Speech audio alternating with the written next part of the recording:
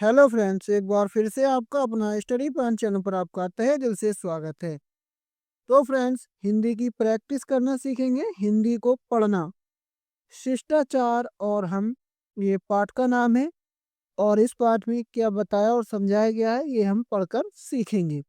तो हिंदी को किस तरह पढ़ते हैं और प्रैक्टिस करते हैं, आइए। एक बार की बात है, शेखर नाम का एक लड़का अपने चाचा जी के साथ शहर गया। वहां उसके चाचा जी को अपने एक मित्र से मिलना था। चाचा जी के मित्र के घर पहुंचते ही शेखर शैतानी करने लगा। सबसे पहले तो वह बिस्तर पर जूते पहने ही चढ़ गया। शेखर नाम का लड़का अपने चाचा जी के यहाँ गया तो वो जूते ही पहनकर अपने चाचा के यहाँ बिस्तर पर चढ़ गया। उसने बिस्तर पर बिछी चादर को उतारकर नीचे फेंक दिया और चादर को नीचे फेंक दिया। चाचा जी ने इशारे से उसे रोकने का प्रयास भी किया, पर शेखर अनदेखा करते हुए शैतानी में जुटा रहा। घर लौटने पर शेखर के चाचा जी ने उसे समझाया, शेखर, मेरे मित्र के घर तुमने तो मेरी बेइज्जती करा दी। यह बात सुनकर शेखर उदास हो गया। शेखर का उतरा चेहरा देखकर चाचा जी को दया आ गई। वे बोले, बेटा, मैं तुम्हें डांटना नहीं चाहता, लेकिन जब तुम किसी अपरिचित या मेहमान से मिलो तब शिष्टाचार का ध्यान रखा करो, नहीं तो सारे परिवार की बेइज्जती हो जाएगी। चाचा जी की बातों से शर्मिंदा होकर शेखर ने पूछा, चाचा जी, शिष्टाचार क्या होता है?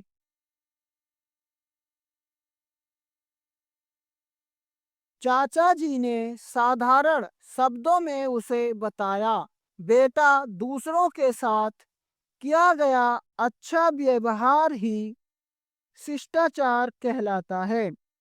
तो मैं अच्छा व्यवहार कैसे करूं? शेखर ने उत्सुकता से पूछा।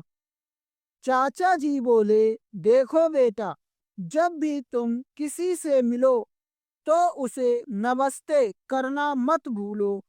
कल तुमने मेरे मित्र को भी नमस्ते नहीं की और बिना कुछ कहे उसके घर से वापस भी आ गए।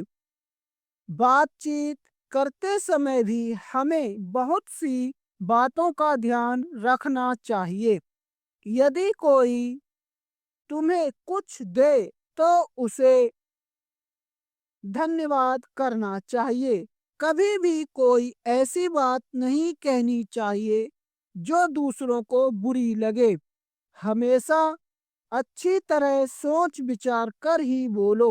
बातें करते समय केवल अपनी बात मत कहो, बल्कि दूसरों की भी सुनो। दूसरों से उनकी निजी बातें मत पूछो। दूसरों के दुख में सहानुभूति प्रकट करो। अगर जरा सी भी गलती हो जाए तो माफी मांगना मत भूलो। अगर तुम्हारे यहाँ अतिथि आए, अतिथि कहते हैं मेहमान को, तो खुशी से मुस्कुराते हुए उनका स्वागत करो। उन्हें उचित स्थान पर बैठाओ और उनका अच्छी तरह सेवा सत्कार करो। अतिथि के साथ खाना खाते समय हमेशा इस बात का ध्यान रखो, कि पहले अतिथि को भोजन मिलना चाहिए।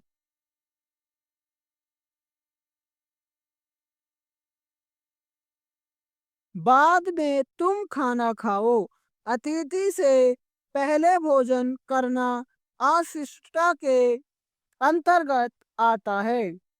जब भी तुम दूसरों के यहाँ जाओ तब पहले दरवाजे पर लगी घंटी बजाओ और घर के लोगों के द्वारा बुलाने पर ही प्रवेश करो। वहाँ कोई भी ऐसा कार्य मत करो जिससे दूसरों को बुरा लगे।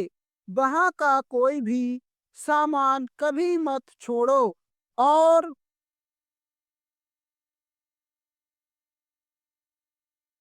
यदि कोई सामान देखना भी चाहो तो घर के मालिक से विनम्रता पूर्वक अनुमति अवश्य लो।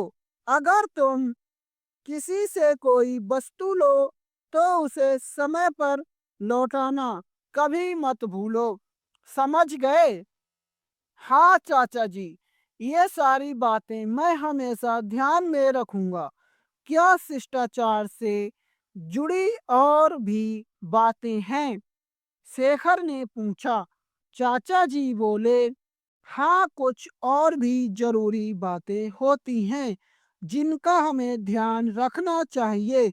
जैसे कभी तुम्हें मंदिर, मस्जिद, गुरुद्वारे, गिरजाघर आदि धार्मिक स्थानों पर जाना पड़े तो वहाँ के नियमों का पालन करना चाहिए। सभी धार्मिक स्थलों के नियमों का पालन कर हम उन धर्मों के प्रति आदर व्यक्त करते हैं। राष्ट्र हमेशा ध्यान रखो कि किसी धार्मिक भावना को ठेस न पहुँचे। राष्ट्रीय पर्वों के बारे में तुम जानते ही हो। इन पर्वों को मनाने के अपने ही नियम होते हैं जिनका पालन करना अनिवार्य होता है। जब भी राष्ट्रीय गान गाया जाए सावधान की मुद्रा में खड़ा होना चाहिए। जो बच्चे शिष्टाचार के नियमों का पालन करते हैं वे शिष्ट कहलाते हैं। शिष्ट बच्चों से सभी प्यार करते हैं क्योंकि वे सभी को अच्छे लगते हैं। जी चाचा जी, अब मैं इन सभी बातों का ध्यान रखूंगा और एक शिष्ट बच्चा बनकर दिखाऊंगा। शेखर ने बहुत उत्साह से कहा। उसकी ऐसी बातें सुनकर चाचा जी बहुत खुश हुए और उन्होंने उसकी पीठ थपथपाते हुए शाबाशी दी।